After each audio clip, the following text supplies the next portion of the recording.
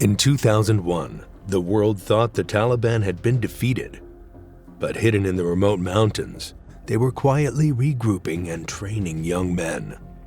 When these camps were finally discovered, the scale of what had been happening shocked everyone, revealing that the Taliban had never truly disappeared. It started to make sense in early 2002 when U.S. Special Forces working alongside Afghan fighters began picking up small details that didn't match the idea of a defeated army. In provinces like Paktia, Khost, and Nangarhar, local elders reported that young men were leaving their villages without explanation. Some left at night, others claimed they were going to work or study and never returned home. Farmers noticed unfamiliar faces moving through their fields after dark. These men avoided main roads and never spoke to strangers. Footpaths that were rarely used suddenly showed heavy traffic. In some areas, fresh tire marks appeared on dirt roads, leading into remote valleys where no businesses or homes existed. At first, these signs didn't raise alarms. Afghanistan had long dealt with smuggling routes and armed groups trying to escape capture. Commanders assumed these movements were linked to men fleeing the war or transporting illegal goods. That explanation made sense, but only for a short time. Then the scale became impossible to ignore. Reports described groups moving in organized lines, sometimes 20 or more at once. Supplies were carried in bulk, not only in small personal loads. Large amounts of food were being transported regularly. Medical items showed up in places without clinics. Weapons appeared in areas that were supposed to be cleared. By March 2002, intercepted radio messages added to the concern. The language was careful but revealing. Messages mentioning teaching, preparation, and gathering people for instruction. These were not emergency conversations or escape plans. They sounded calm and deliberate. The picture became clearer with every report. The Taliban were no longer reacting to defeat. They were organizing for what came next. Sitting in eastern Afghanistan in Nangarhar province, Tora Bora was already known to the world by December 2001.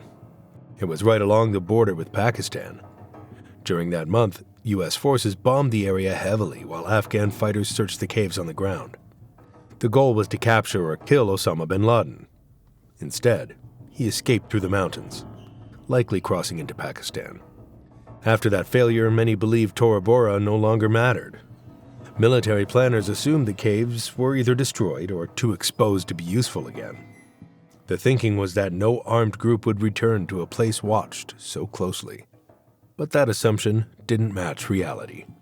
By mid-2002, Afghan scouts working with coalition forces began finding signs that should not have been there. In valleys thought to have been empty, the ground had been freshly cut. Earth had been moved recently, not months earlier. Shelters were dug into hillsides, carefully shaped and reinforced. These were not natural caves and not leftovers from earlier fighting. In several locations, narrow trenches and pits were discovered. These pits were positioned in ways that made sense only for training. Some allowed fighters to practice firing while staying low.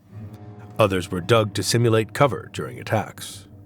Shooting lanes were carved directly into rocky slopes, angled to prevent muzzle flashes from being seen at a distance. Footprints covered the ground. They showed repeated movement, not a single visit. The same paths were used again and again, leading from hidden shelters to training areas and back. Empty food containers, medical supplies, and spent ammunition confirmed long-term use. This was not a hide-and-run location. Satellite images soon supported what scouts reported from the ground. New footpaths appeared where none had existed earlier in the year. Fire pits showed signs of careful use, designed to limit smoke. Storage areas were carved into slopes and sealed with rocks and dirt, hiding weapons and food. The Taliban were not simply hiding in these mountains. They were training fighters there, using terrain they understood better than anyone else. They did not forget what happened to them in 2001. Large training camps had been easy targets. U.S. aircraft spotted them quickly. bombs destroyed them in minutes. Hundreds of fighters were killed because they stayed in one place too long. So they changed their approach completely. Instead of building large camps, the Taliban created many small ones spread across wide areas. Most camps trained between 20 and 30 fighters at a time, sometimes fewer. These camps were placed far apart so that if one was discovered, others would remain untouched. The camps were temporary by design. Once training ended, everything was removed or destroyed. Fighters moved to a different area, often several kilometers away. Training schedules were also adjusted to avoid detection. Fire was one of the biggest risks, so it was handled carefully. Instead of open flames, fires were dug into the ground. These pits trapped heat and reduced smoke. From the air, they produced little visible sign.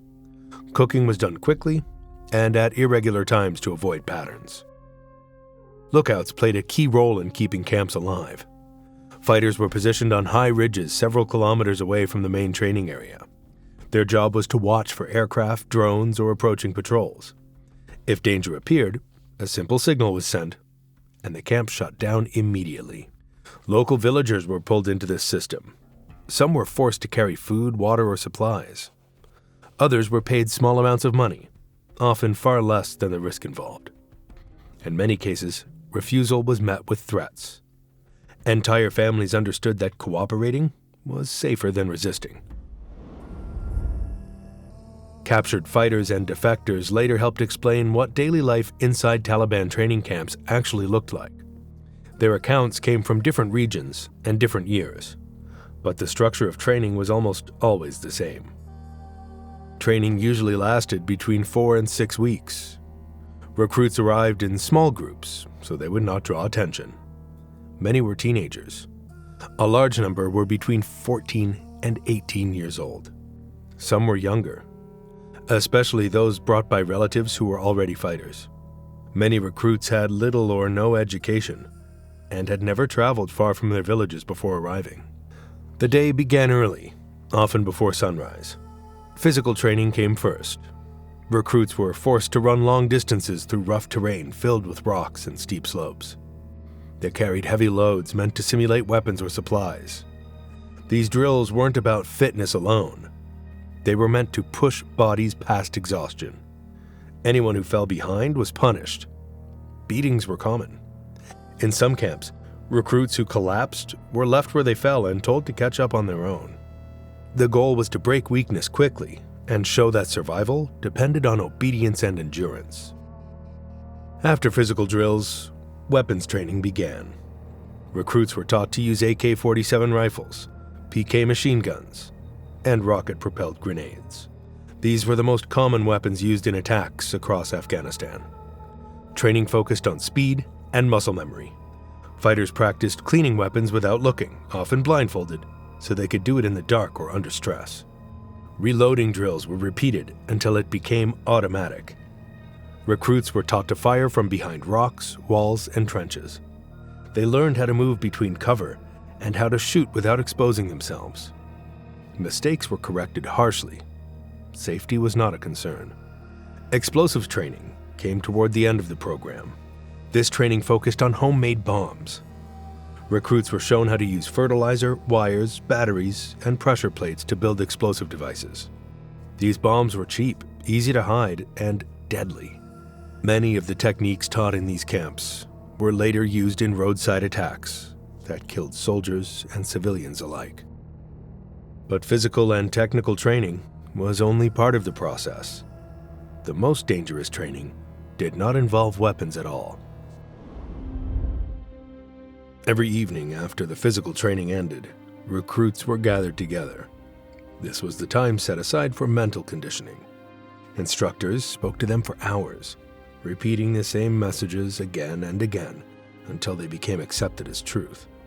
Recruits were taught absolute obedience. Loyalty to the group came before village, family, or personal life. They were told that the outside world hated them and wanted them destroyed. Any suffering they experienced was framed as proof that they were on the right path. Death was presented as success, not loss. Fighters were told that dying during an attack was a victory, not a failure. killing civilians was justified if it helped weaken the enemy or spread fear. These ideas were taught slowly and repeatedly, so they felt normal by the end of training. Young boys were often separated from their families early in the process. This was done on purpose. Without parents or relatives nearby, emotional bonds weakened. Instructors became the only authority figures left. This made recruits easier to control. Doubt was not tolerated. Anyone who questioned orders or showed hesitation was punished. Recruits who asked too many questions were labeled disloyal. In some camps, they were beaten. In others, they were isolated from the group until they complied. By the time training ended, many recruits no longer feared death. Some actively welcomed it. This was not accidental. It was the outcome the system was designed to produce. Once training was complete, fighters were sent back into towns and villages. They did not wear uniforms. They carried no visible weapons. They blended into daily life, waiting for instructions. That invisibility made them far more dangerous than any camp hidden in the mountains. The first time these training camps were caught on footage was in early 2003. Surveillance drones flying over eastern Afghanistan recorded groups of fighters were training in open terrain instead of hiding inside caves or buildings. The images were not high quality, but they were clear enough to identify what was happening. It removed all doubt. Until then, reports of training camps came from scouts, villagers, and intercepted messages. Now there was visual proof that organized training was taking place again. Shortly after the drone footage was reviewed, Afghan intelligence provided more information. They reported an active training camp near the Pakistan border in Kunar province. The camp was located in a remote valley with limited road access. According to the report, the site was fully staffed with instructors and was actively training dozens of fighters at a time. Coalition planners monitored the area closely for several days. Movement in and out of the camp matched training schedules rather than supply runs. Weapons were brought in regularly. Groups of recruits arrived and left in an organized way. Everything pointed to a working camp, not a temporary hideout. In April 2003, U.S. aircraft were ordered to strike the area. Bombs hit the camp directly.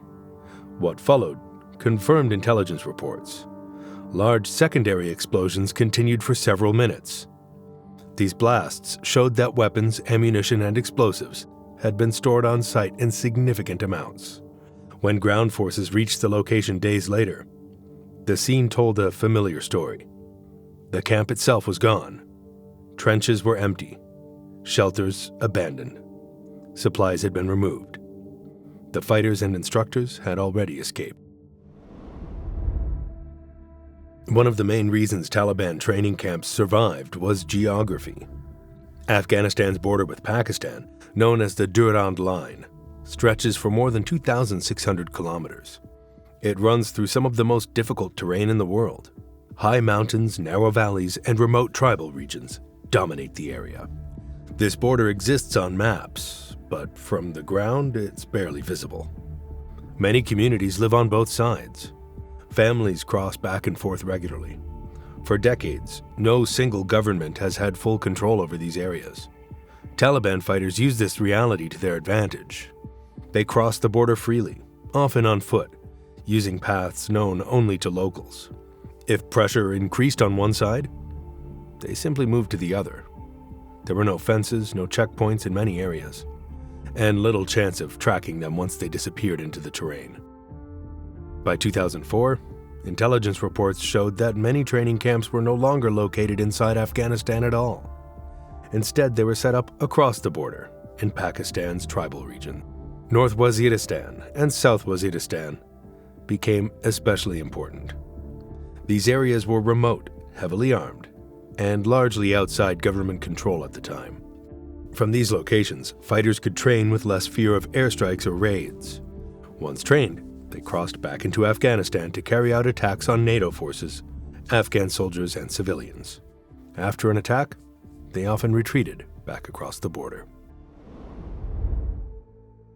By 2005, the attacks increased across the country, especially in the south and east. Roadside bombs became more common. Ambushes against patrols grew more organized.